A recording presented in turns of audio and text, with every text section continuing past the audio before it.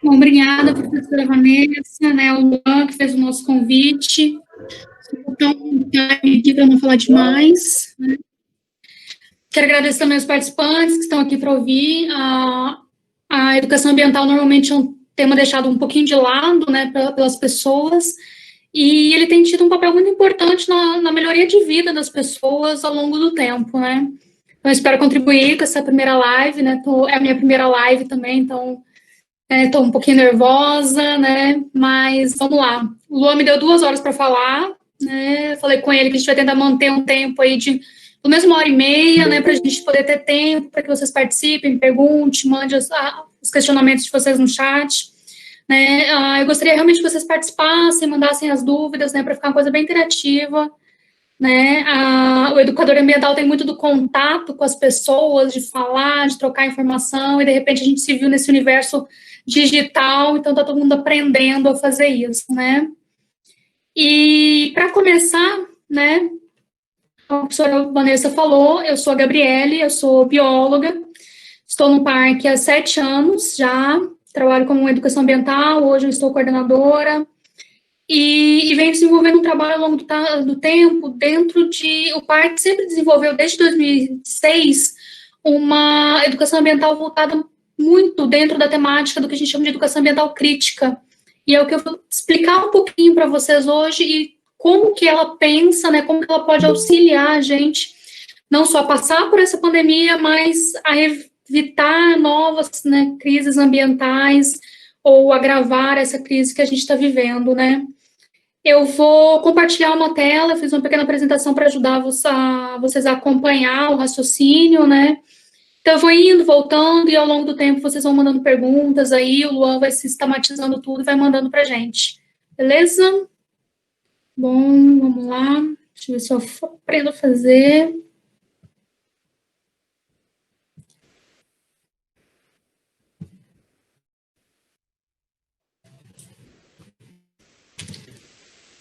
Todos estão enxergando a apresentação?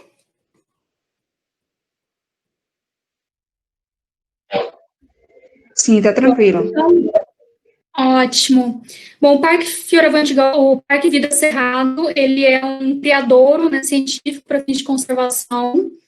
Ele tem por missão a reprodução das espécies ameaçadas de extinção, e dentro do parque a gente tem um programa consolidado de educação ambiental. Por que isso? Dentro do criadouro, a visita não é aberta, não é um dos pilares do criadouro a visitação pública. Ele só pode ser feito dentro de uma proposta de educação ambiental com o intuito da gente fazer com que a população entenda o porquê que aqueles animais estão lá, qual que é a nossa finalidade.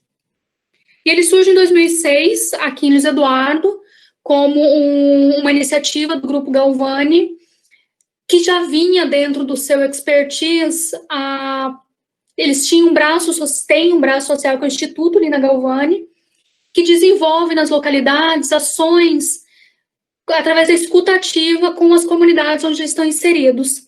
Quando eles vieram para Luiz Eduardo, eles entenderam que o parque, a cidade, principalmente de Luiz Eduardo Magalhães, vivia, né, um ápice de crescimento e desenvolvimento urbano, recém-emancipada, e as pessoas eram de fora. Não se tinha, naquela época, um sentimento de pertencimento com a localidade, muito menos com o cerrado. Ninguém sabia o que era cerrado, ninguém entendia, ninguém valorizava, e via-se aí, então, a abertura desenfreada de loteamentos, desmatamento, tanto na área urbana quanto na área rural, sem um cuidado apropriado. Então, o parque veio com essa proposta de sensibilizar a comunidade para a importância do cerrado e o impacto do que a urbanização do oeste da Bahia poderia trazer para uma região tão rica em biodiversidade, uma área que pertence ao Arco das Nascentes, né? A gente tem faz parte das principais bacias hidrográficas do Brasil, a gente está nessa área de nascentes deles. Então, tem muita coisa para ser conhecida e valorizada, e não tinha quem fizesse isso aqui. Né? Dentro dessa construção, ao longo desses 14 anos, o parque se posicionou dentro de uma postura de educação ambiental crítica. Né? E o que é isso? Né? Quando a gente fala em educação ambiental, ela vem muita gente pensa assim em temas genéricos, em abraçar árvores, né, cuidar do meio ambiente. Mas a educação ambiental ela se transformou ao longo da sua história. A educação ambiental tem em torno de 40 anos aí, desde a primeira vez que a palavra a educação ambiental foi falada. Então, ela passou por diversas transformações, junto com a própria transformação da sociedade. A gente chama isso de macrotendências, né? E a primeira delas, né, que surgiu logo no início, ali na década de 50, início dos anos 60, é o que a gente chama de conservacionista. A educação ambiental conservacionista, ela vem com aquela visão mais antiga que a gente tem da educação ambiental, que é a ideia do proteger, cercar e o ser humano fora desse contexto, né? Aquela área verde, aquela nascente, aquele rio, ele é intocável, né? E foi muito importante num período de turbulências industriais, de crescimento, de expansão das principais cidades, não só no Brasil como no mundo. Ali nos anos 70, né, ela passa junto com a sociedade por diversas transformações entre os anos 70 e 80, e vem para o que a gente chama de transformação da educação ambiental pragmática. É nesse momento que a gente tem as principais normas ambientais sendo construídas, sendo pensadas, né? A ISO 14.000, que vem falar das políticas ambientais dentro das empresas, dentro das indústrias, dentro da própria do poder público, né? Mas a visão pragmática da educação ambiental, ela ainda coloca o ser humano fora dessa discussão, desse contexto em que a gente estava trabalhando. Então, havia a indústria, o setor privado, o primeiro setor, né, o poder público, e o ser humano não fazia parte de nenhum desses processos, né, não havia nada em que ele se encaixasse. Então, ali no final dos anos 80, no início dos anos 90, né, principalmente com a ECO 92, veio da educação, né, da educação crítica, que é uma postura, né, de pedagogia, o que a gente chama hoje de educação ambiental crítica. Não quer dizer que a visão conservacionista e a visão pragmática estejam erradas, né? São vertentes da educação ambiental e elas precisam ser entendidas, que cada uma delas tem as suas ferramentas, os seus objetivos, e o educador ambiental ele precisa se posicionar, ele precisa entender essas vertentes para entender qual delas é a melhor para que ele possa atuar naquele momento e qual que ele mais se encaixa. Né? E o que a educação crítica tem de diferente? A educação crítica, ela traz que o ser humano faz parte de todos os problemas ambientais que a gente está enfrentando.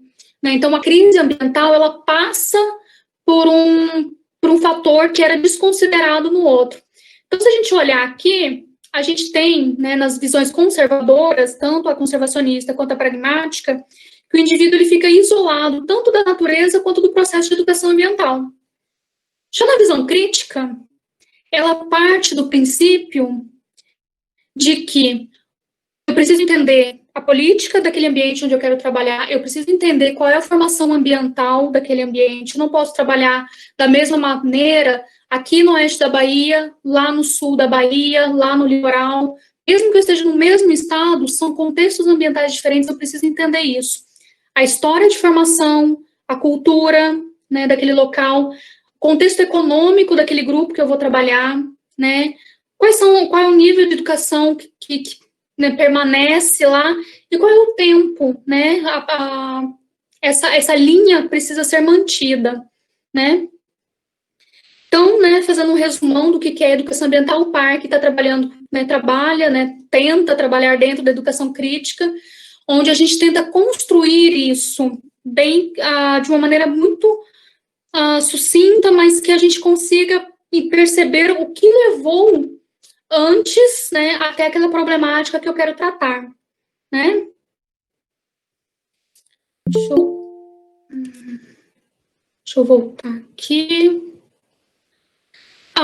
Ficou claro para vocês essa diferença, né? Então, podem mandar no chat. E eu vou abrir uma perguntinha para vocês, né? E eu gostaria que vocês fossem respondendo para a gente, até para eu entender, né, o contexto do grupo.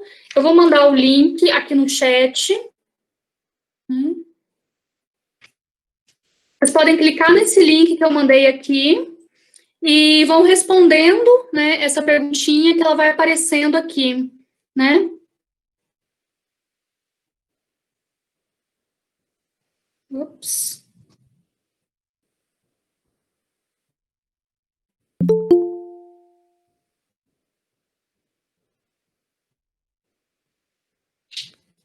Vocês conseguiram acessar?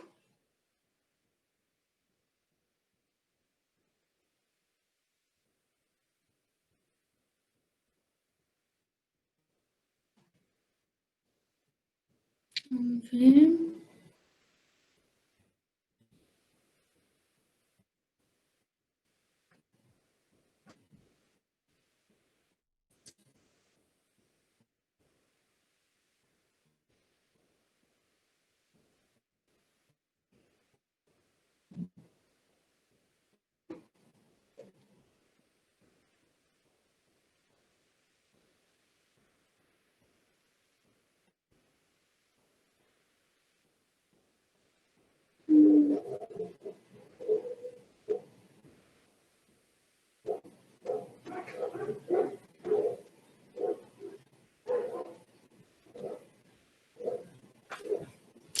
Pessoal, vocês conseguiram acessar o link ali e responder?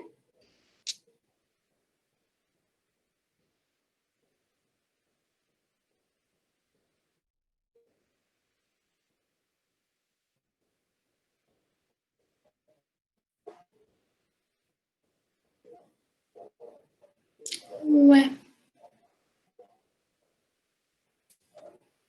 Deixa eu tentar de novo, vamos lá.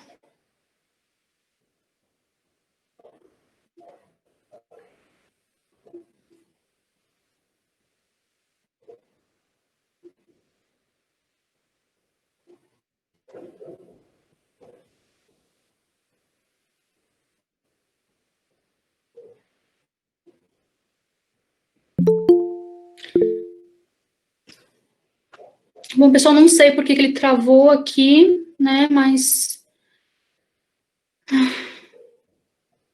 no teste que a gente fez, ele não pediu nada disso. A Lua conseguiu mandar aqui. Vamos ver se assim vai.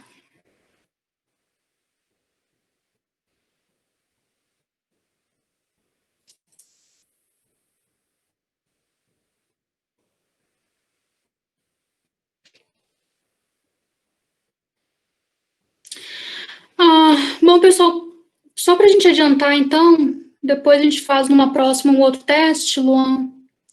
A pergunta, né, que eu ia fazer era qual que é o primeiro contato que vocês tiveram com a educação ambiental?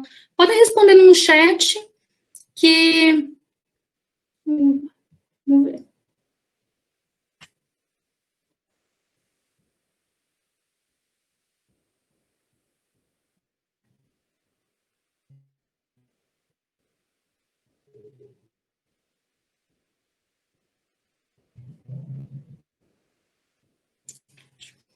Tá, aqui.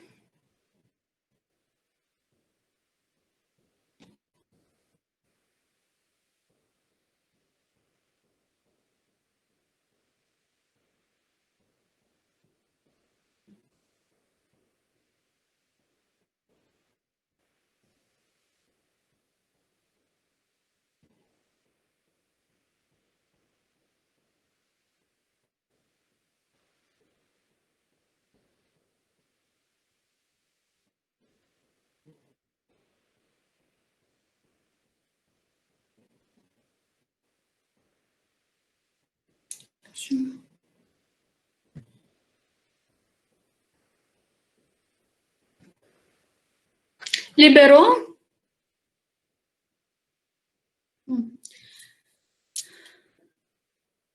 pessoal está respondendo aqui no chat, né, que a maioria foi na escola, né, algumas pessoas na universidade, Capitão Planeta, né, o pessoal que tem mais de 30 aí, com certeza, né, ficou esperando o Capitão Planeta. Mas tem uma coisa interessante, porque tiveram pessoas que tiveram contato com a educação ambiental só na universidade, na pós-graduação, né, E no curso, Marinaldo fez curso de educação ambiental com a gente, no parque, né? Sim, Isabela, o viés que a gente traz muito na escola ainda é o viés conservador. E as respostas que vocês me deram tem muito sentido nisso, porque se você parar para pensar que tem pessoas aqui no grupo, né, uma boa parte deles que tiveram contato com a educação ambiental só na faculdade ou só na pós-graduação, então elas tiveram o contato com a educação ambiental numa faixa etária muito mais velha, né? E os professores que estão em sala de aula, né, eles ainda trazem aquilo que eles aprenderam há 10, 15, 20 anos atrás, né? Então, a educação ambiental crítica, ela é uma vertente nova, né? Ela é dos anos 90, então ela veio se formando ali e ela passou por esse processo de construção e ela ainda é muito distante, né, principalmente da sala de aula, né, não só da escola, como da própria universidade mesmo. E isso vem dessa formação que as pessoas tiveram. Então, se a gente pensar que, por exemplo, eu estou na faixa dos 30 anos, aqueles que estão na escola, ali, a Laura, né, por exemplo, que tem 10 anos a menos, mais de 10 anos a menos do que eu, vocês já pegaram a segunda fase, né? Pessoas que já tinham tido um contato mais forte. Os meus professores na escola, né, eles foram ter contato com a educação ambiental depois que eles estavam no mercado de trabalho, depois que eles estavam em sala de aula, né? Então, eles tiveram que aprender o que está acontecendo. É diferente hoje da universidade, a gente vê que a educação ambiental passou a fazer parte, muito recentemente, das disciplinas dos cursos de licenciatura, né? E não só a licenciatura, como a gente começa a perceber hoje que a pós-graduação e outros cursos de outras disciplinas, as engenharias, por exemplo, começam a trazer temática de sustentabilidade, de instruções normativas, pensando em meio ambiente, em adequações ambientais para o setor industrial, para o comércio. Isso vem acontecendo muito recentemente. Então, muita gente pergunta, nossa, mas se fala de educação ambiental há tanto tempo, e por que a gente continua tendo crises ambientais, né? Porque a educação ambiental é recente. Se a gente parar para pensar que os nossos pais não viram educação ambiental durante a sua formação, né, que isso é muito mais recente para eles, a gente percebe que a maioria da população no mundo, né, está distante do meio ambiente, está distante da problemática ambiental como um problema.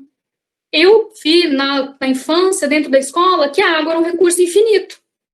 E esse conceito ainda permanece na casa da maioria das pessoas que estão na sociedade hoje, que tomam decisões, que lidam com o poder, que têm liderança. Então, esses conceitos antigos, eles ainda não desapareceram da sociedade. É o maior desafio do educador ambiental. É a gente quebrar essa barreira de tempo que a educação ambiental tem, né? E a educação ambiental, ela vem justamente, né, crítica para a gente repensar a sociedade nesse outro viés, né? E é um processo que vai demorar, a gente sabe que demanda tempo. A educação ambiental, gente, é que nem você plantar uma árvore, né? Você põe a semente, você tem que esperar a semente germinar, você tem que esperar a muda crescer, para depois ir para o campo, vai levar 2, 3 anos para daí ela dar flor. Então, é um processo lento, né? E ela exige, né, dedicação, né, de todas as pessoas que estão ao nosso redor. Né? Eu vou compartilhar a minha tela de novo, né, para a gente ir para uma segunda fase da apresentação, para a gente pensar de onde veio a nossa sociedade. Todos estão vendo a linha do tempo?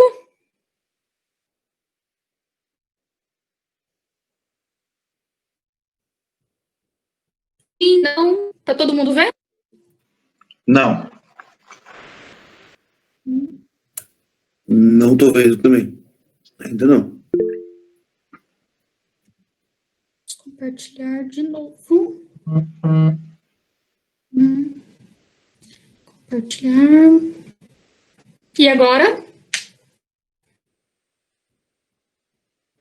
Agora tranquilo. Uhum. Bom, Tá gente, ok. isso é uma linha do tempo não muito fiel, né? Mas a ideia aqui é a gente entender como que a educação ambiental crítica começa o processo. Então, como eu falei, a gente tem que entender de onde a gente veio, ou de onde aquele grupo de trabalho veio, né? Da onde aquele problema surgiu. Então, se a gente pensar que o ser humano, né, lá nos primórdios da sua evolução, ainda como um caçador-coletor, um povo nômade, migrava, eles ocupavam uma região, usavam os recursos, caçavam os animais, colhiam as plantas que estavam ali, usavam, quando os recursos diminuíam, eles mudavam para outra região.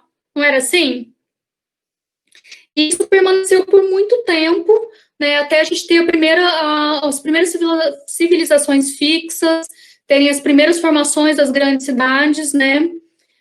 Aí vem os babilônios, os egípcios e toda a explosão demográfica que a gente teve. E uma coisa que é interessante chamar atenção é que quando a gente olha os mapas das formações das primeiras civilizações, todas elas estão aonde? Onde as civilizações se posicionavam?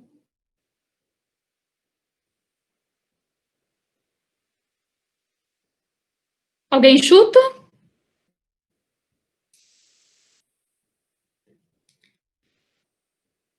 Bom, as primeiras civilizações, elas estavam nas beiras dos rios, dos grandes rios.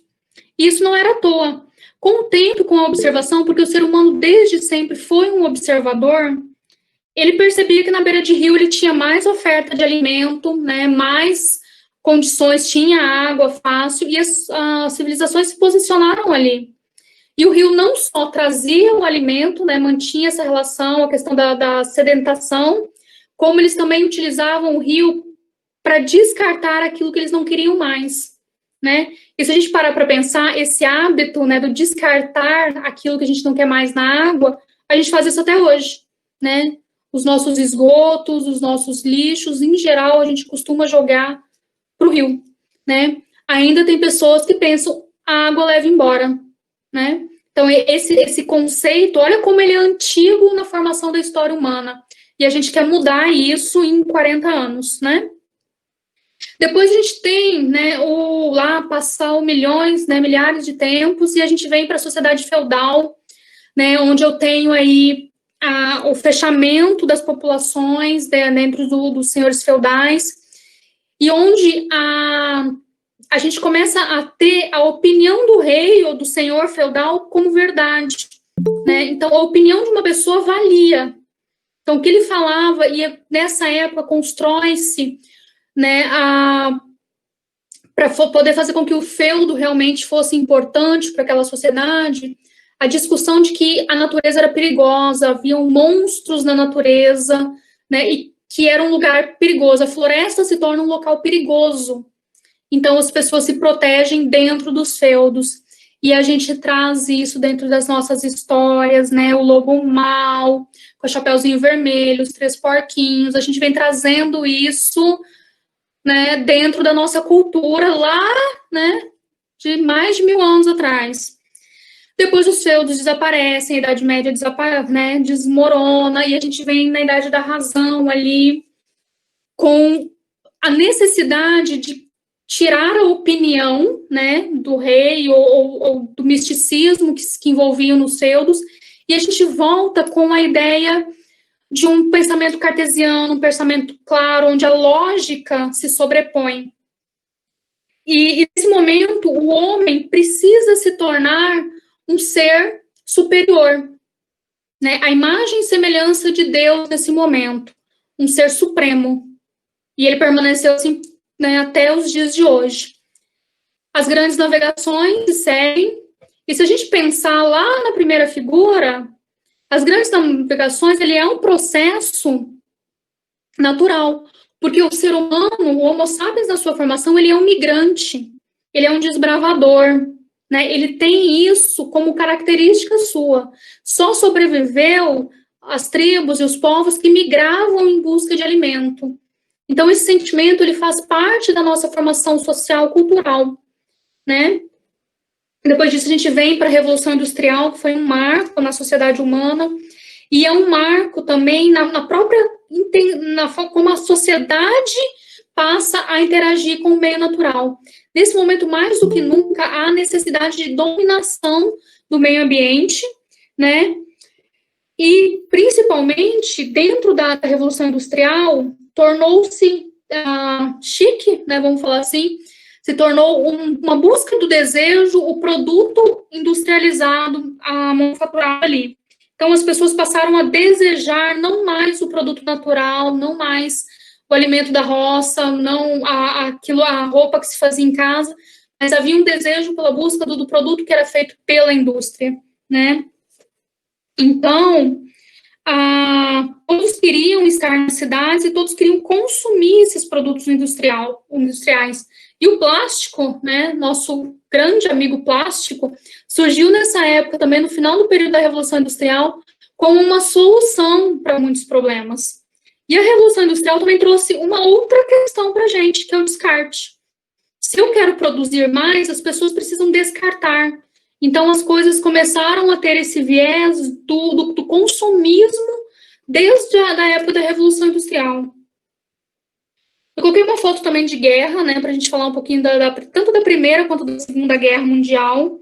Elas assolaram o mundo, né, e elas precisaram, nos períodos pós-guerra, foram os momentos onde a indústria e o comércio, o próprio capitalismo, precisou forçar cada vez mais o consumo para aquecer a economia. Então, havia uma necessidade, uma promoção e uma ideia de que o ser humano precisava consumir. Nós somos induzidos a consumir mais desde esse período, né, desde o final da Segunda Guerra Mundial. Né, havia uma pressão do capital para isso. E aí, vindo para o Brasil, né, ali na década de 60, né, que culmina com o processo de educação, da formação da educação ambiental, né, o lançamento do livro Primavera Silenciosa, né, que traz à tona as questões ambientais. Pela primeira vez, isso foi posto no papel. E a gente está no Brasil num processo de expansão, né, do ocupar o interior do Brasil, né, para não ser ocupado. E a gente tem ali o início também dos processos da ocupação do próprio oeste da Bahia, né, com o Procerrado, os projetos da Embrapa para plantio de soja aqui na região, logo depois nos anos 70, e a população foi incentivada a vir ocupar, plantar, porque o cerrado era pobre, o cerrado era feio, o cerrado não tinha valor, e a gente precisava produzir nessa terra. E a gente chega, depois de todo esse caminho, né, lógico que tem diversos outros fatores, a gente chega na formação do oeste da Bahia e todas essas problemáticas que a gente tem aqui, problemáticas, soluções, coisas boas, coisas ruins, são frutos, né, de um processo cultural, de um processo de tempo que trazem até aqui. E por que é tão importante a gente falar disso? Vocês imaginam? Por que é tão importante a gente entender o processo do tempo e das coisas que acontecem antes da problemática? Por exemplo, se eu quero lidar com o processo de imigração na região, da desvalorização, por que eu tenho que entender tudo que acontece antes?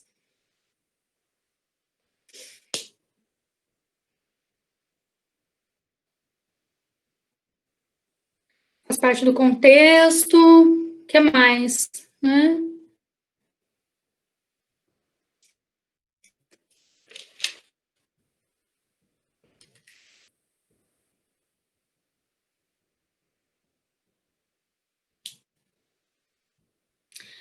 Entender o que pode ocasionar, entender os comportamentos. Sem o processo não pode encontrar a solução. É como arrancar uma planta e deixar a raiz, né? Gostei, Isabela. E é interessante que, quando eu estava preparando esse negócio, eu estava pensando assim, como linkar isso com a pandemia. E olha que situação interessante. A Covid tem sido associada ao consumo de carne de caça na China, né? Dos mercados de carnes exóticas da China. Então, no começo, surgiu aquele comentário de que a população da China é muito grande, não tem comida para todo mundo, então eles comem carne de animais silvestres. Lembram disso?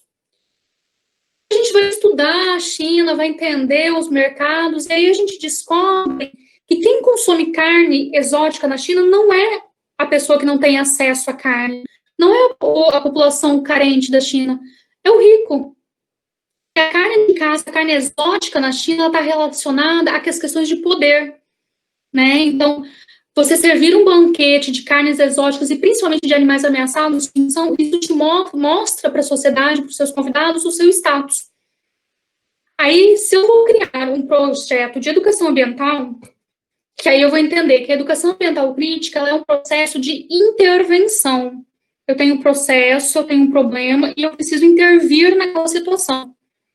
Então, eu tenho o meu primeiro pensamento de que é porque falta carne, né, e as populações carentes precisam comer animais silvestres, porque isso aconteceu lá no passado, né, e se eu não entender, né, se eu não estudar aquele problema, se eu não entender de onde ele veio, quem consome, quem são as pessoas envolvidas, eu vou usar ferramentas erradas para o meu problema, né, eu parto da ideia de que eu ia lidar com a problemática da falta do acesso à carne, quando, na verdade, o problema é a relação que a carne de caça, a carne de animais exóticos tem com status e poder. Então, são situações diferentes, elas precisam ser abordadas de formas diferentes, né? E eu vou usar ferramentas diferentes, eu vou usar caminhos diferentes para poder lidar com cada problema. Então, quando a gente está na educação ambiental e a gente quer lidar com um problema social, eu preciso parar e entender. É um trabalho de voltar para a história, né? A educação ambiental traz muito a questão da história. Eu preciso entender, né, aquela comunidade. Se eu vou trabalhar numa comunidade ribeirinha, né, eu preciso entender por que aquele problema ambiental está ali. Da onde ele veio, por que as pessoas têm aquele hábito, né? Para eu entender quais são os momentos onde eu vou fazer as minhas intervenções, né? E aí, né, eu achei trazer uma outra tela para a gente.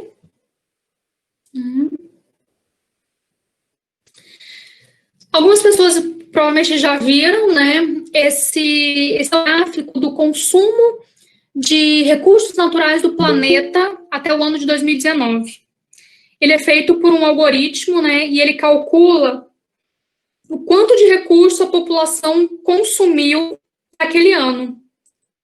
E ele traz o overshot day, ou seja, o dia em que os recursos acabam no planeta. É como se eu tivesse todos os recursos da Terra pontuados, marcados, e todo mundo teria acesso a aquele recurso. Assim, hoje, no dia de hoje, acabou o recurso. A partir de amanhã, o que eu estou usando já é recurso do ano seguinte. E se a gente observar no gráfico, né, ele começou lá na década de 70, ele está muito relacionado à pegada ecológica também. A gente tem aumentado a nossa pegada ecológica, o nosso overday.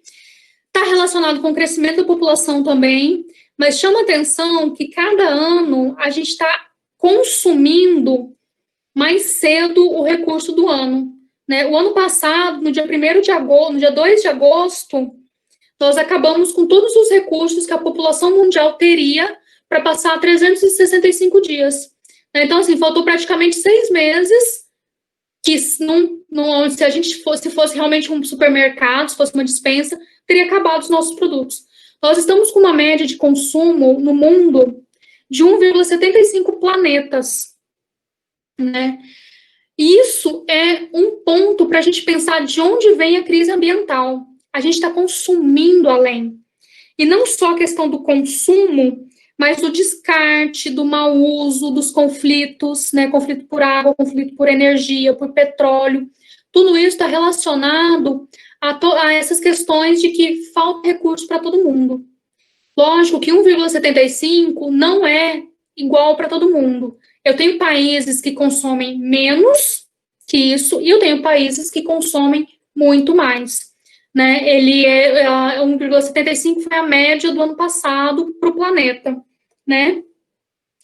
E foi muito interessante que eu estava juntando material para preparar isso e a Secretaria de Estado da Bahia fez uma sequência de lives na Semana do Meio Ambiente e ela falou sobre educação ambiental também dentro desse tema. E um dos palestrantes trouxe a questão de que a gente viu logo no começo da pandemia, vários países ficaram viram diminuir CO2, águas mais limpas, né? A gente teve várias imagens de animais retomando os espaços que o ser humano saiu. Mas, no mês de abril, a gente bateu recorde de emissão de CO2. Por que isso, né?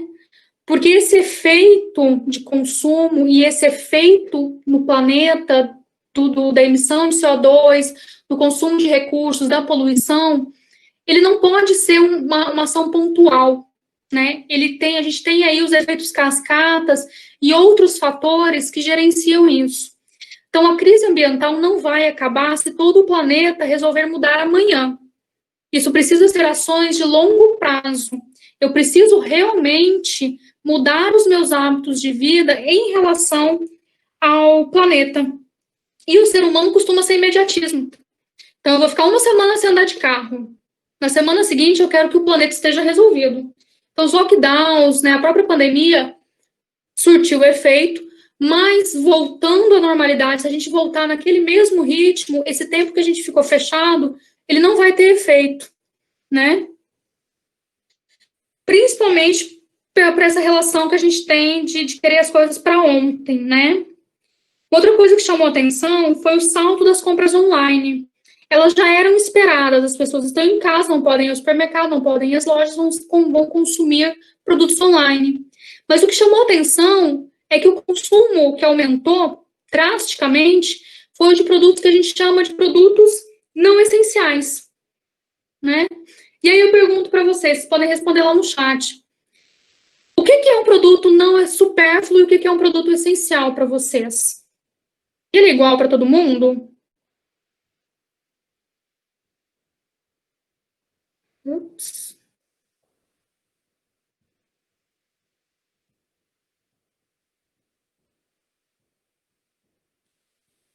E aí, pessoal? O que é essencial para você e o que é supérfluo para você na sua vida?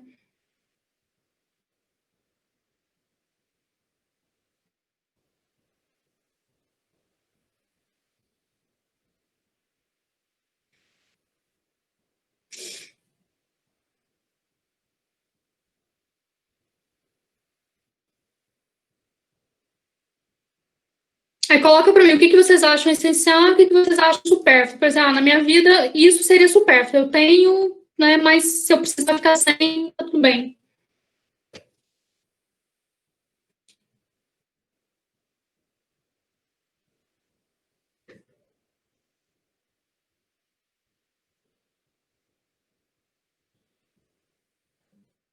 Saúde, alimentação, essencial, né? Tudo que conceitualmente essencial deveria ser igual para todos, né?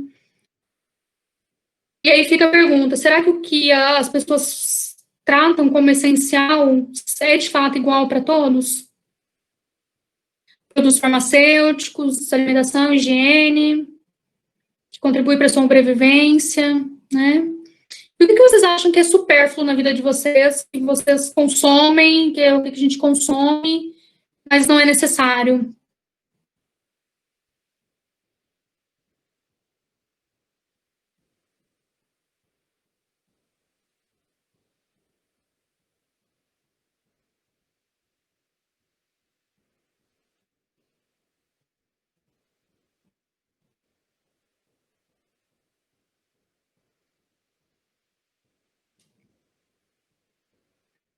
Por exemplo, Coca-Cola, ela é essencial ou ela é supérflua?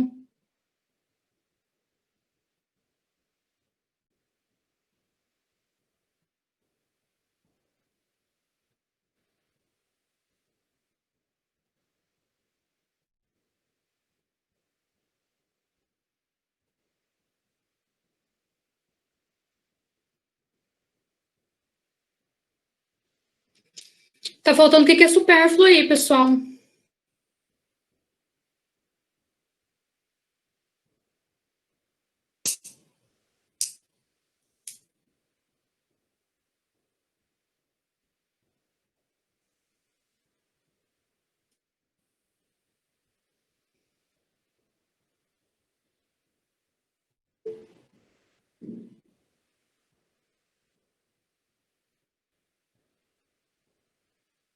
Isso, né?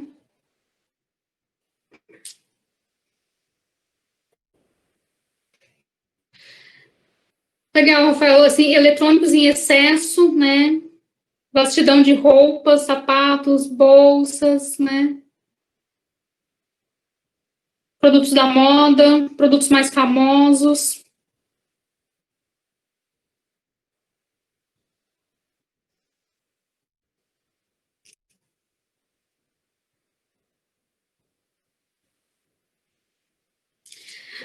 De fato, pessoal. E aí o que chamou atenção nessa pesquisa é que durante a pandemia, né, o que aumentou foi realmente o consumo de bens supérfluos.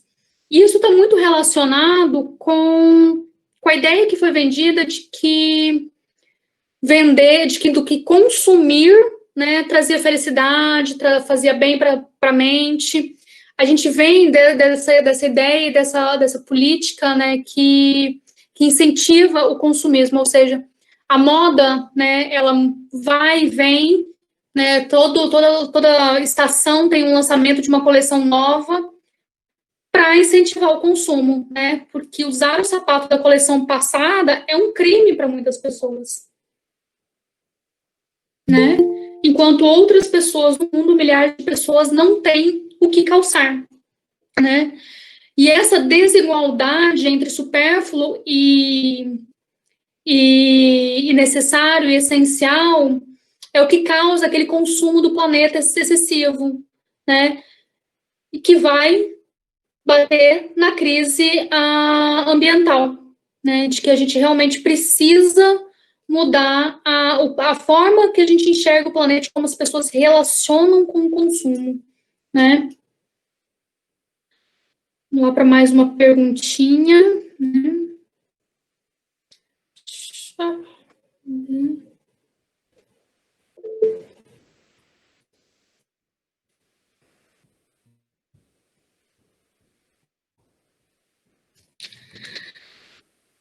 Aí eu afirmo, né, deixar o Homer bem apavorado que mudar comportamento não é suficiente. Como é que vem isso, né? Eu simplesmente parar de consumir alguma coisa não quer dizer que eu vou realmente entender o porquê daquilo. Exemplo clássico para gente, né? Que são as questões relacionadas ao que a gente chama de marketing verde. Né? O plástico, ano passado, foi a campanha da ONU, do ano retrasado, a campanha da ONU para diminuir o plástico. Então, surgiu um monte de coisas para substituir isso, né? Copo, canudo, bolsa. Aí você ia no evento, né? Todo evento tinha um copo para te dar de presente. Aí você pensa, isso é sustentável? Ou será que seria mais sustentável você pedir para a pessoa trazer o seu próprio copo? Ou oferecer um copo de vidro, né? Então, a gente acaba caindo nesses truques do comércio para se manter ativo, né? Precisa do entendimento da mudança, né? Ou seja, eu vou parar de consumir o plástico no copo, por exemplo, mas eu não vou fazer uma coleção de copos de acrílico para eu dizer para o mundo que eu sou sustentável, né? E foi muito interessante, porque logo que eu entrei no parque, uma das coisas que eu mudei foi porque eu fui num evento, né? Participei de um curso em São Paulo, e lá não tinha copo plástico. Todos os copos que a gente usou durante o curso eram copos de vidro. E eram copos de extrato de tomate, né? E isso me chamou a atenção, porque você usava, ficava lá, depois alguém lavava e não tinha esse excesso, esse consumo. E isso me chamou a atenção. E no parque hoje, não tem mais copo descartável, nós temos as canecas do parque, né? Quem já foi lá tem uma cesta enorme, cheia de caneca. O visitante usa, descarga, coloca dentro de um recipiente, depois aquilo vai para a cozinha, vai ser higienizado e volta para ser utilizado novamente. Né? Porque é a gente realmente fazer com que a pessoa pense, precisa usar o copo descartável, precisa dar um copo de acrílico para todo evento. Eu comecei a recusar, porque chegou um momento assim, que eu tinha um monte de copo e que a gente não usa tudo isso, né? E aí a gente vem para o que a gente chama de ruptura com o comportamento desejado. Um exemplo um pouco fora, né, da área ambiental, mas que fala muito disso. Sabe a cadeirinha de bebê que a gente usa no carro? Hoje ela é uma lei, né? Na minha época, ninguém usava cadeirinha de bebê, a gente via solto, sacudindo no banco, né? Hoje a cadeirinha de bebê é uma lei, todo mundo usa, é obrigatório. Quem tem criança, a primeira coisa que pensa tem que comprar a cadeirinha, né? Mas se a lei caísse hoje, quantas pessoas iriam continuar usando a cadeirinha? Isso é uma ruptura, né? É a gente pensar qual é o hábito que eu faço, porque é uma obrigação ou porque eu fiz porque aquilo foi internalizado e eu vou seguir. Se hoje a legislação sobre cadeirinhas caísse, a maioria das pessoas que têm cadeirinha não iam mais utilizar. Até o momento em que essa é uma legislação na nossa geração, então os nossos filhos vão usar a cadeirinha, aquilo vai passar a ser natural para a criança, ela vai visualizar aquilo como uma ação natural, até o dia que aquela sociedade vai achar tão natural ter a cadeirinha que não vai fazer por ser uma obrigação legal ou não. Ficou claro para vocês essa questão da ruptura cultural?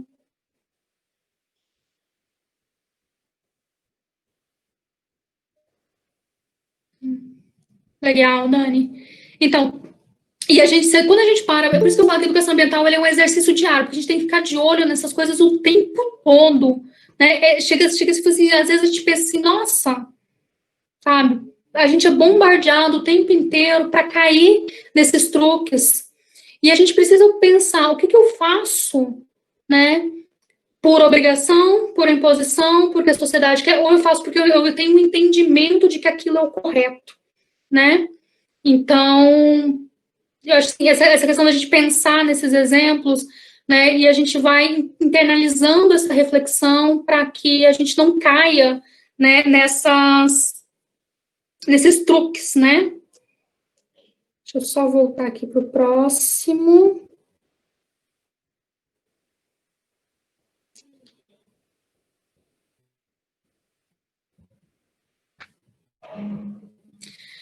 Eu gosto muito dessa figura, né, para a gente. Para a gente pensar, né? Tem muita gente preocupada com o futuro, né, do meio ambiente, mas para a gente evitar, para a gente sair de uma crise, a gente precisa de uma mudança de estilo de vida. E isso é difícil, tá? Então, primeiro porque o ser humano tem uma dificuldade natural para mudar aquilo que todo mundo está fazendo. Daí vem aquele papo de ecochato, né? Eu já fui chamada, a maioria das pessoas que estão nessa live provavelmente em algum momento já foram chamadas de ecochatos. E que a gente precisa ser firme para que essa relação haja essa ruptura, de que as pessoas saiam da fila da reclamação, de que parem de ir para o Facebook, para o Instagram reclamar do mundo e comecem a mudar o seu próprio estilo de vida, né? Aquilo que eles precisam deixar para trás, né? E aí a gente vem para esse pensamento, né? O que eu preciso fazer para ajudar as pessoas a entenderem, né, da necessidade da ruptura social, da ruptura cultural com aquilo que a gente faz no automático, né? Ter o consumo no automático, a sessão das coisas no automático, né? Aí a gente vem para essa informação, né, que a gente falou muito no começo da pandemia, das pessoas que iam passar fome, que se fechasse tudo ia passar fome, né? E a gente trouxe para a superfície um problema muito sério no país, não só no país como no mundo, isso é uma realidade, infelizmente, na maioria dos países, que é o desperdício de alimento. Um terço do que o mercado vende vai para o lixo. Ou porque a gente compra mal, ou porque a gente compra demais, ou porque a gente compra porque estava bonito, né? Ou a gente descarta porque estava feio, porque a gente também foi educado a consumir o que é bonito, não o que é feio, né? O que está machucadinho, o que está torto, a gente descarta, né? Esse outro infográfico que está aqui do lado, ele é do ano passado, ele é de 2018, né? E ele levantou que 5 milhões de brasileiros passaram fome naquele ano. Né? Isso representa 2,4% da nossa população, né? E 5,6% dos brasileiros vivem com menos de $2 ao dia. Aí eu pergunto para vocês conseguem se imaginar vivendo com menos de $2? Tem pessoas que vivem nessa situação. E a gente está jogando fora 1/3 da comida produzida no Brasil, né?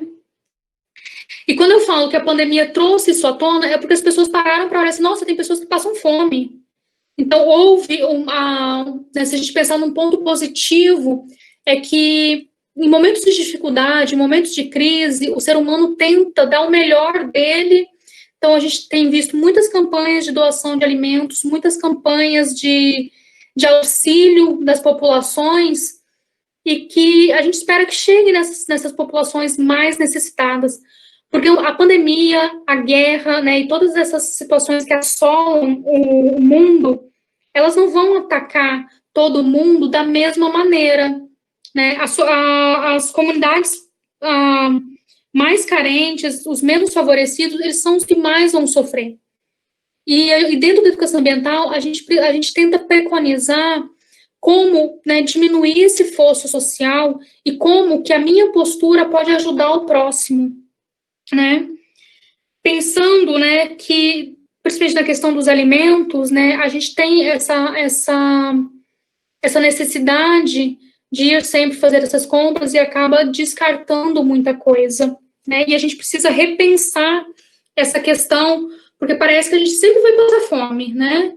Então, a própria ida ao mercado, ela precisa ser repensada. A gente paga muito caro nos nossos alimentos, em partes, para poder fechar essa equação do desperdício, né? Uma outra coisa interessante para a gente falar da questão dos alimentos e que vem depois assolar a questão da crise ambiental é o que a gente chama de erosão genética. Erosão genética, a gente fala de que eu tenho uma mega biodiversidade no planeta, milhares de plantas comestíveis, milhares de frutos comestíveis, e eu chego no mercado do Brasil, no mercado da Itália, no mercado dos Estados Unidos, em geral, eu vou ter as mesmas ofertas de produtos, né? Que são os produtos que a gente conseguiu ter escala comercial. E a gente passou a descartar, né, as sementes crioulas, as frutas da estação, as frutas de época e as frutas locais. A gente está aqui no Cerrado, tem uma infinidade de frutos no Cerrado, e a gente só lembra do piqui, né? É o fruto mais comestível. Mas outros frutos são pouco valorizados, pouco utilizados, e isso faz com que a própria biodiversidade seja afetada, porque ela passa a não ter valor e ela acaba sendo descartada, né, do processo econômico. E as áreas onde eu poderia ter diversas plantas naturais, elas estão sendo substituídas pelo aquele mínimo, né, de alimentos que eu produzo e que tem invasão comercial, né? E esse é o nosso outro grande problema ambiental, né, que é a questão do lixo, né? O brasileiro, ele, não só o brasileiro como o mundo, né, desde a Revolução Industrial, a gente passou a produzir cada vez mais lixo. A gente tem aí uma relação de quase 200 maracanãs ano de lixo gerado. E a gente sabe que existem outras alternativas ao lixo. A reciclagem, a compostagem, todo mundo está careca de saber disso. Eu sempre brinco, né, que quando a gente vai fazer as oficinas, a gente não vou falar sobre lixo, não vou falar sobre reciclagem, porque as pessoas sabem que isso precisa, mas a gente não sai do automático, né? A gente tem dificuldade de mudar os nossos hábitos. Deixa eu voltar aqui para vocês. A gente tem essa dificuldade de mudar os nossos hábitos, porque sempre foi mais fácil jogar o lixo para a porta para fora, né? A Giza lembrou das punks aí. Giza, eu não experimentei ainda, né? Mas eu preciso me abrir para esse espaço, que eu acho super interessante, né? Eu acompanho um monte de postagem, mas fico só nas postagens. E a questão, né, dessas questões desses hábitos, que é da relação que a gente tem com o lixo e com o esgoto, é muito doido se a gente parar para pensar. Eu sempre brinco, né? A gente caga na água que bebe. Porque o oeste da Bahia praticamente não tem esgotamento sanitário, e é uma realidade da maior parte do país. A gente tem um número alto de fossas negras, né, não são nem as fossas sépticas, que tem aí um mínimo de controle, e a gente passa por isso. É muito caro fazer uma fossa séptica, a gente não pressiona, né, para ter um sistema de esgotamento melhor. Quando as cidades têm, ela não atinge todos os bairros ou toda a comunidade, isso é interessante, porque a gente pensa, o bairro rico tem, mas a água contaminada, ela vai atingir todo mundo. Crise ambiental, problemas ambientais, ela não é segregadora. Ela atinge ricos, pobres, brancos, negros, pardos, inteligentes, não inteligentes, todo mundo. Ela vem para todo mundo, né? E o lixo é a mesma coisa. Se vocês pararem para pensar hoje e olharem na porta de casa de vocês, né? Quanto de lixo tem jogado ali? De esgoto a céu aberto. Se você dá uma caminhada ao entorno da sua casa, dá uma olhada nos terrenos baldios, né? Quanto que vai ter de lixo ali jogado? E aquele lixo não veio sozinho, ele não brotou do nada ali. E aí a gente tenta repassar esse problema para o poder público. E aí eu chamo a atenção que dentro da Política Nacional de Resíduos Sólidos, o consumidor, ou seja, quem comprou o produto, ele é responsável pelo lixo. Ou seja, eu sou responsável por garantir que eu vou botar o lixo na porta da minha casa no momento correto do caminhão passar, que ele não vai ser rasgado, eu sou responsável, né, se esse lixo se esparramar. E em cidades, por exemplo, Luiz Eduardo Magalhães, tem coleta seletiva. Quantas pessoas fazem a coleta seletiva aqui? De maneira correta? Né? Uma parcela muito pequena da população, porque dá trabalho limpar a caixinha de leite para não deixar sujo, dá trabalho tirar o resíduo de comida, dá trabalho separar. Então a gente fica nessa de dar trabalho e as coisas não andam, né? A gente não muda e aí depois eu vou para o Facebook reclamar da crise ambiental, né? Já junho nem começou direito, o período da chuva nem acabou e a gente já está cheio de queimada por aí, né?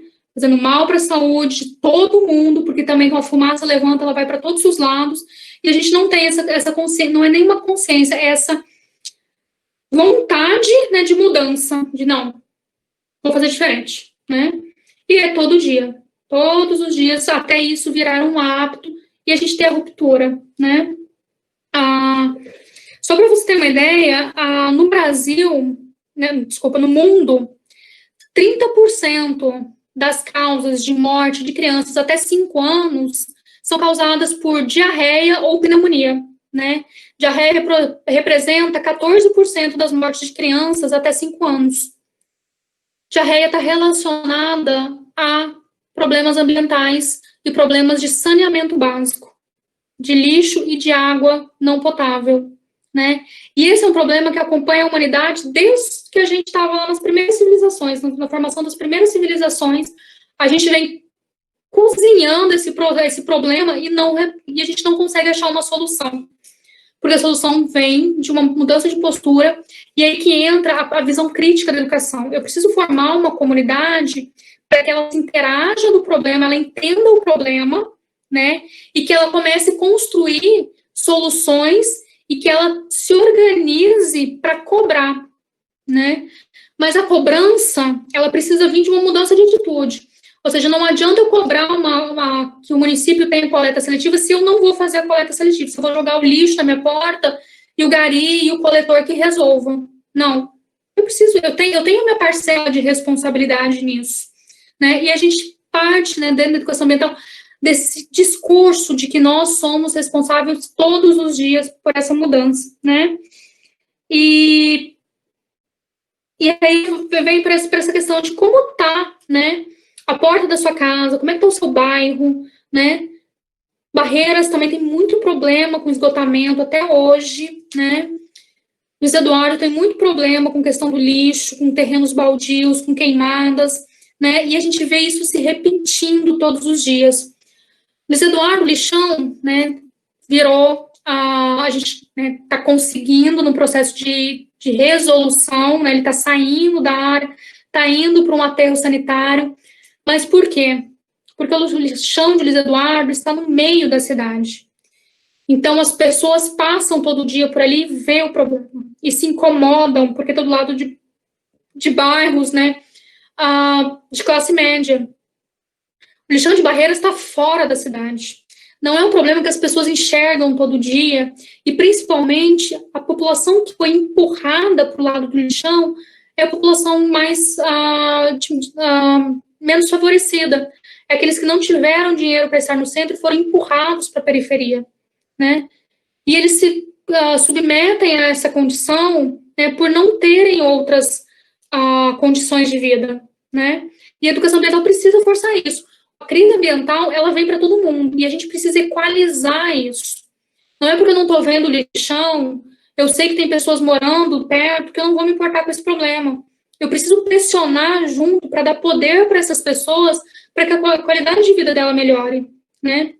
E isso a gente consegue fazer com que toda a sociedade equalize essa conta, né?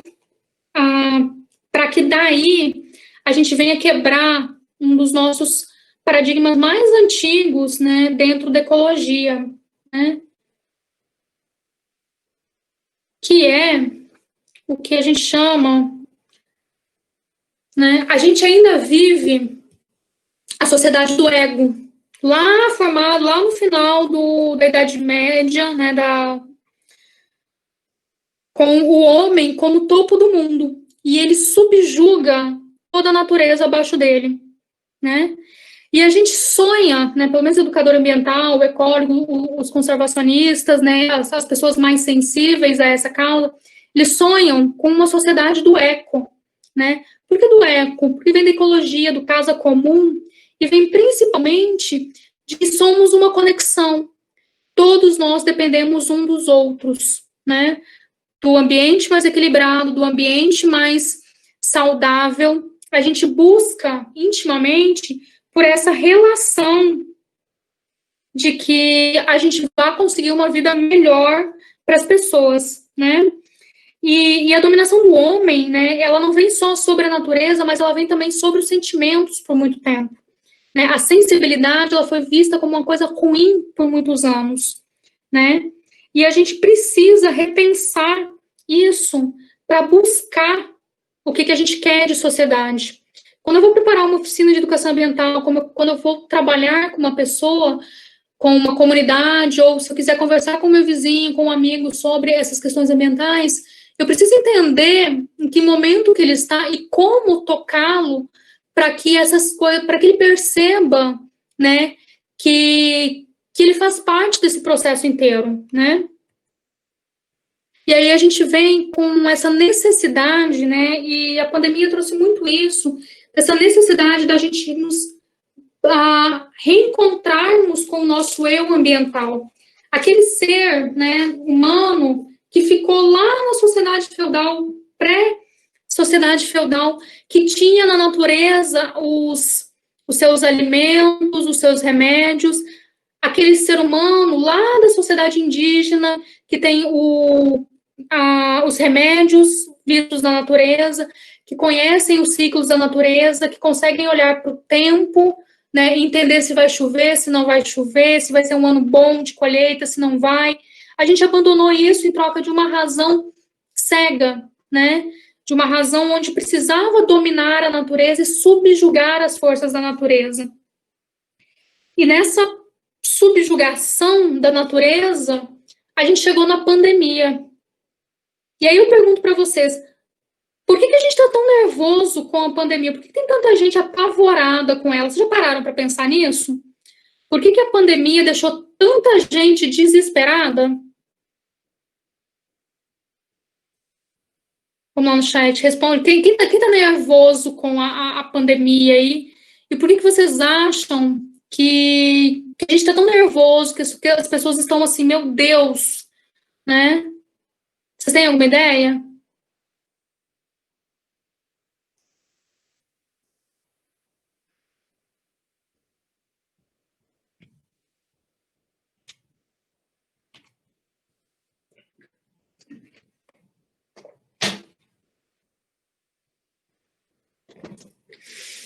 Mostrou a fragilidade da sociedade, né? Eu acredito que as pessoas estão desconectadas de si, do natural, não temos mais controle das nossas vidas, porque é algo novo, gostamos de dominar, apreensão com o futuro, né? Eu brinquei uma vez, né, que antes uma guerra do que uma pandemia, porque a gente sempre fala, a gente foi preparado, a nossa sociedade, para a Terceira Guerra Mundial, né, para uma explosão nuclear, porque vai acabar tudo, né, e a gente estava a nossa cabeça estava assim, né, pensando na guerra, e eu brinquei assim, gente, antes uma guerra do que uma pandemia, porque a guerra é uma decisão política, econômica, ela depende de caneta, né, para começar e para terminar, né, e a pandemia não, como vocês colocaram ali, a pandemia, ela não tem controle, ela é uma força da natureza incontrolável. E mostrou realmente a nossa fragilidade, o quanto que a gente não controla a nossa vida, muito menos o planeta, né?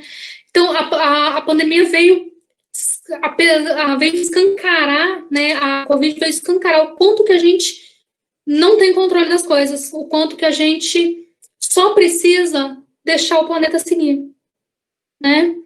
E é interessante porque você colocar assim, a Gabriela colocou, é algo novo, né?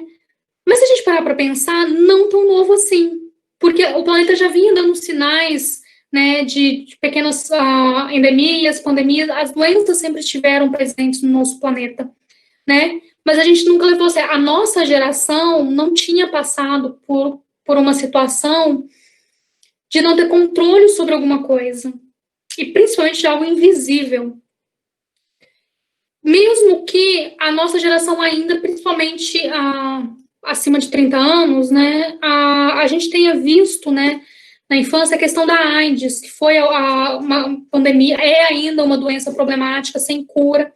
Os níveis voltaram a crescer no mundo, mas ela matou muita gente e assustou a população naquele momento, mas ela teve uma situação assim, ela foi associada a um grupo muito específico de pessoas e um grupo onde podia ser denegrido a imagem daquela pessoa.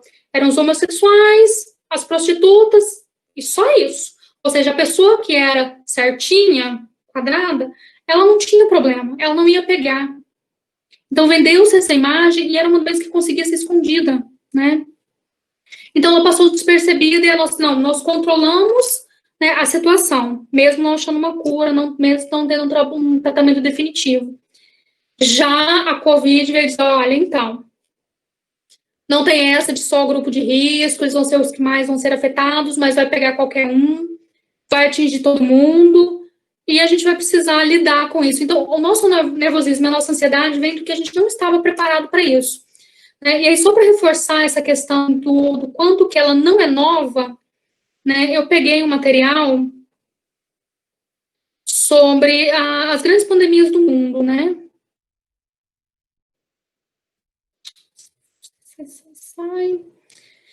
Então, a gente tem aqui, ó, desde de 165 depois de Cristo, né, provavelmente uma varíola, né, tem aí, e a gente vem vindo ao longo dos anos, né, essas idas e vindas dessas ondas de pandemias, né, a peste negra, que é uma que a gente estuda, né, porque foi uma das maiores, matou muita gente, né, e era uma bactéria. Depois a gente tem os surtos de varíola, outras pragas na Itália, praga de Londres, cólera, e continua até hoje, né, mas a cólera, ela sumiu, ela foi para as periferias, né, febre amarela já foi considerada uma pandemia, hoje é um problema nosso, né, gripe russa, gripe espanhola, a gente tem comparado muito a Covid com a gripe espanhola nos números, nos resultados, né? Mas aí a gente vem, né, e aí a gente vem para as últimas aqui. A gente teve em 2002, né? Em 2009, ali, 2002 a SARS, 2009 a gripe suína, 2014 a gente teve um surto de ebola, né? Um retorno do ebola aí, que vem e vai, apesar de ser uma doença super antiga, né? A gente não tem uma cura até hoje. O MERS, em 2015, ainda está acontecendo.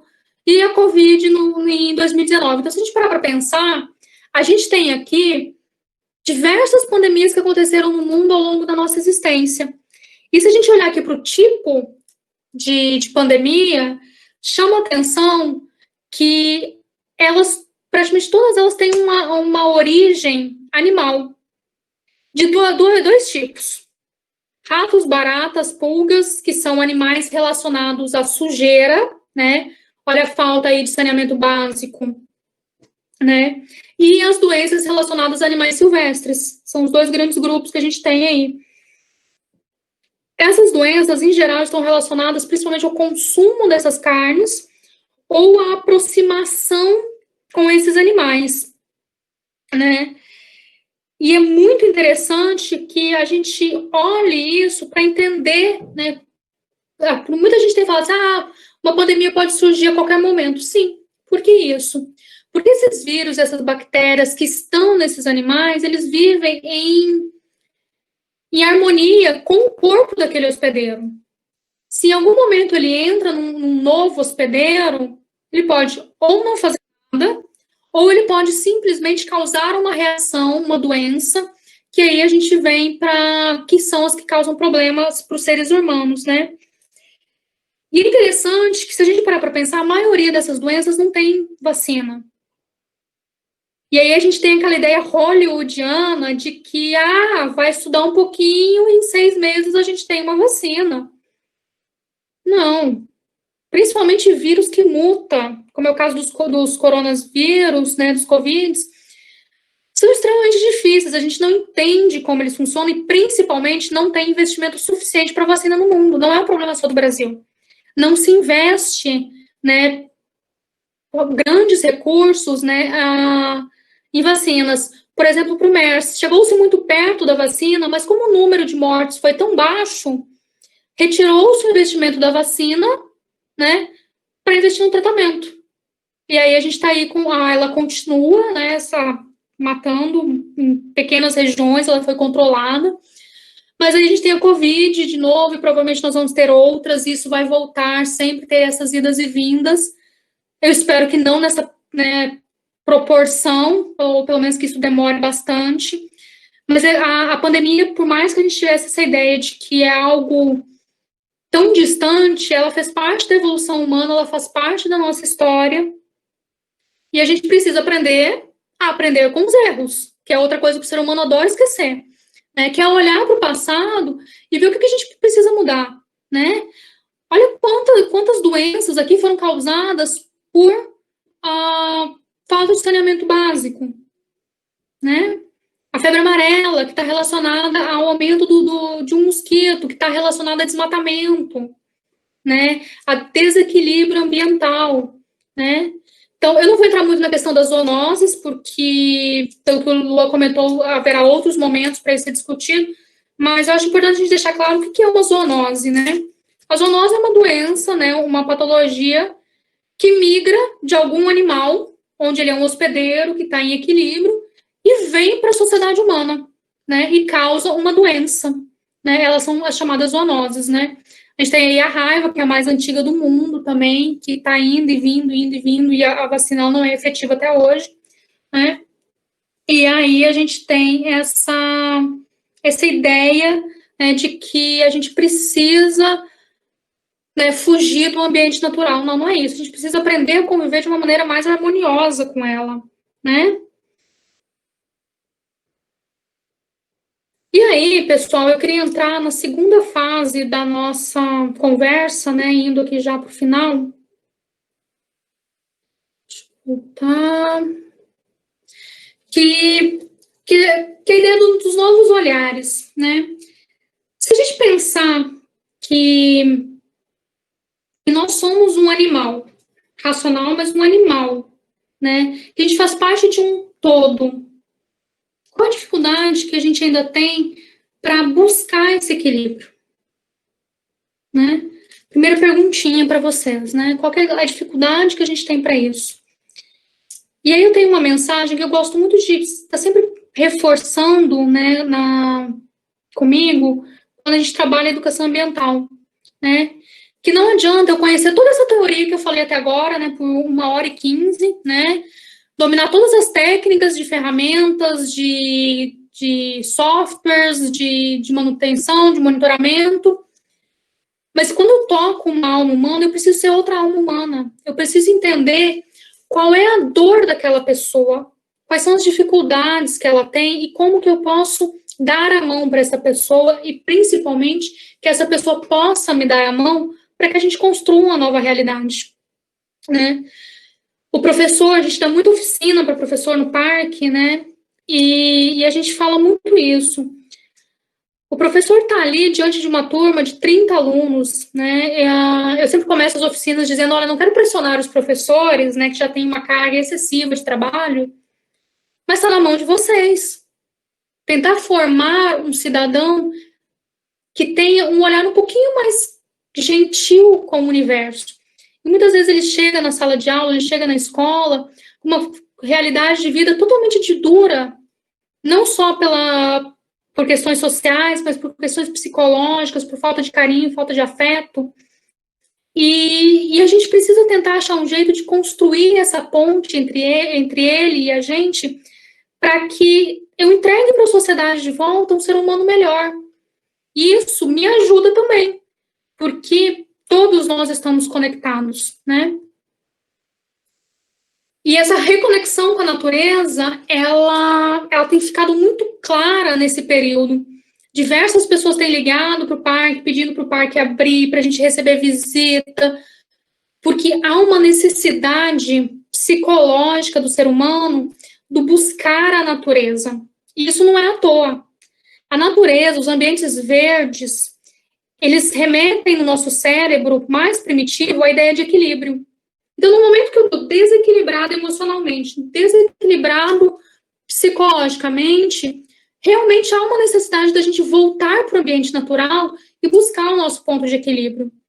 Então, os espaços verdes, as praças, os parques, eles vão ser extremamente importantes no futuro para que a gente possa voltar da pandemia um pouco mais fortes, né? Então, quando esses espaços começarem a abrir, eles vão ter um papel muito importante em reequilibrar o ser humano para isso, né? E aí eu fico me perguntando como é que está a mente de vocês hoje? Vocês estão se sentindo equilibrados? Vocês estão se sentindo capazes de ajudar a sociedade a voltar no pós-pandemia? Né? Eu tenho feito muito esse exercício de tentar manter a minha mente serena, né? Porque eu sei que eu vou ser muito cobrada e vai ser o pai que vai ter um papel muito importante nessa retomada, né, dos espaços, de receber a comunidade, de falar sobre as questões ambientais, né? Nunca foi tão urgente falar de educação ambiental para a construção do presente. A gente não está aqui para pensar só o futuro, mas principalmente a gente está aqui para dizer assim, nossa, o que eu estava fazendo no automático até ontem? O que eu deixei para trás da pandemia que eu não preciso de volta? Que deixava a minha vida muito mais difícil, a minha vida muito mais complexa, né? E agora eu posso abandonar isso e ter uma postura um pouco melhor. O que eu posso fazer para melhorar a vida das pessoas, né?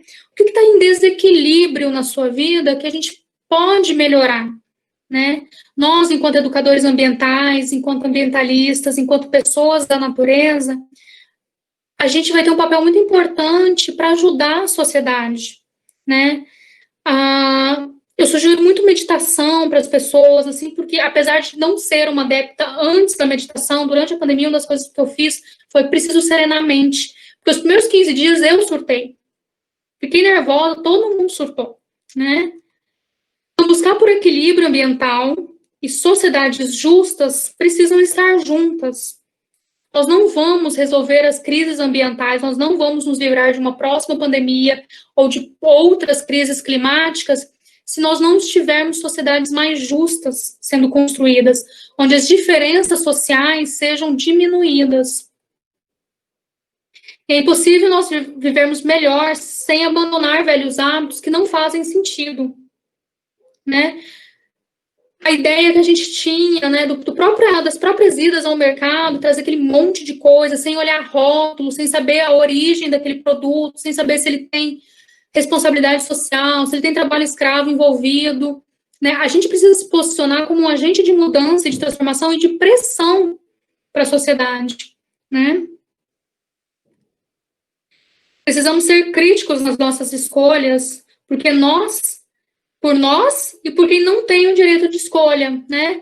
Quando eu falo isso, eu estou falando daquelas pessoas menos favorecidas, as pessoas que não têm acesso à informação, aquelas pessoas que precisam, muitas vezes, de uma condição social, de um trabalho, uma condição inferior. Eles precisam de pessoas para ajudá-los e de pessoas para defendê-los, não só numa postura paternalista, mas alguém que dê a mão para ele e diga: nós vamos juntos mudar essa realidade. Né? Os bairros mais afastados das cidades, eles precisam ser olhados por todos, né? Principalmente por quem vive em bairros mais bairros melhores, bairros que tenham mais estrutura, porque as problemáticas ambientais lá afetam os outros bairros também, e vice-versa, né? A gente precisa se dar a mão e entender que nós estamos todos numa mesma tempestade, num único planeta, e as crises ambientais, ela vem para todos, né? Sustentabilidade é um processo coletivo, e os mais privilegiados precisam equalizar a conta. Não é fácil, mas vale a pena, que é outra coisa que muita gente pergunta: você fala isso porque é fácil para você. Assim, não, gente, não é fácil, né? Viver essa relação ambiental, ela não é fácil. Ter uma postura não é fácil. Eu não sou perfeita no que eu faço, eu não faço isso todo dia, mas levantar a cabeça todo dia e dizer: hoje eu vou de novo, hoje eu vou tentar de novo, né? Para que a gente possa virar um hábito, né? E a gente precisa disso, de entender que ninguém se cura sozinho, de que a gente precisa estar junto nesse espaço, e surtar às vezes faz parte, ficar nervoso faz parte do processo, e que a nossa postura diante disso tudo, ela reflete nas outras pessoas, né? As pessoas olham para a gente, elas buscam uma inspiração, elas buscam uma resposta, né? Principalmente os biólogos, né, os veterinários da conservação, no começo da pandemia, foram muito questionados, muito perguntados sobre coisas que ninguém se importava antes, né? A caça voltou ao assunto, e a caça é uma problemática da sociedade brasileira desde sempre. Se eu parar para perguntar para vocês aqui, quem já comeu carne de caça, a maioria já comeu. Se não comeu, conhece alguém que já comeu ou que consome. Né? E a gente está preocupada com a Covid que veio lá da China, de um possível consumo de carne silvestre. Sim, a gente faz isso todo dia no Brasil. Né? E a gente precisa rever isso. E a gente, por questões sociais, né, a gente tem medo de denunciar caçador, a gente... é meu vizinho, é meu amigo, ele não está fazendo nada de errado. Não, caça é crime, né? E ele expõe a sociedade a possibilidades como essa, né? Então, quando a gente pensa a educação ambiental diante da pandemia, vem muito a questão da postura crítica, né? O que a gente precisa mudar? O que trouxe a gente até essa situação caótica, descontrolada? O que a gente precisa melhorar para entender, né? Para aprender com o erro do passado, para não repetir, e aprender principalmente a desenvolver empatia, que a Giza colocou ali, que também não é um processo fácil, né? Eu não costumo ser uma pessoa empática, para a maioria das pessoas que me conhecem na primeira vista, né? E esse é um processo, é um aprendizado, né? E quando eu entendi a necessidade disso, isso se tornou mais fácil. A gente não vive sozinho. Para mim, nesses 7 anos de educação ambiental, acho que essa foi a maior lição que eu tirei. Quando eu fiz biologia, eu brincava que eu entrei na biologia, eu queria trabalhar num atol para ver gente uma vez por ano. E aí, de repente, eu descobri que para salvar o planeta eu precisava ajudar as pessoas, eu precisava mudar a relação com as pessoas e das pessoas, né? E foi muito intenso tudo isso. E o processo do parque me ajudou muito, né? De estar recebendo escola todo dia, né, das pessoas perguntando. E a gente viu o quanto, né, se eu pensar que eu estou há 7 anos no parque, vim para Luiz Eduardo em 2000, então eu tenho 20 anos aí. E eu vejo a mudança da sociedade em relação a isso com as próprias ações que o parque teve nesses anos todos, né? É muito legal saber, por exemplo, que o Luan, que está mediando hoje aqui, ele fez parte de um dos primeiros projetos que o parque desenvolveu lá em 2006, né? E ele foi um dos alunos de uma escola, foi fazer biologia, e outras pessoas que passaram por esse processo despertaram esse olhar mais gentil para o universo, para a sociedade, para o planeta, e estão contribuindo também. Então, vale muito a pena, né? Vale muito a pena a gente se entregar a essa realidade de coração aberto, manter a mente serena e dizer que a pandemia ela vai passar. A gente só precisa seguir as recomendações, né? Precisa ficar vivo, né? E dizer que a gente vai vir outras crises ambientais ainda, porque a nossa sociedade despertou para isso agora, e a gente não pode perder essa chama, né, de que as pessoas estão, nossa, o que é uma crise ambiental? Tinha gente que nunca se preocupou com isso, e agora está preocupada, né? Então, a gente está aqui, né, acho que essa era a minha fala, né, de hoje. A gente está aqui falta meia hora para o prazo, né, deu 1h30, né, de conversa. E eu queria deixar esse espaço para vocês mandarem perguntas, dúvidas, né, se vocês quiserem abrir o microfone para conversar com os demais. A gente está aí com 26 pessoas, né, no nosso bate-papo. E eu acho que é um momento realmente de troca agora, né, para que vocês contem como é que está a situação, quais estão sendo as dificuldades, o que vocês estão aprendendo com isso. O aprendizado de é muitas vezes uma oportunidade, uma inspiração para outros, né? Então, eu fico aqui com a minha fala, né? Deixo para vocês agora esse momento, né? Obrigada a todos.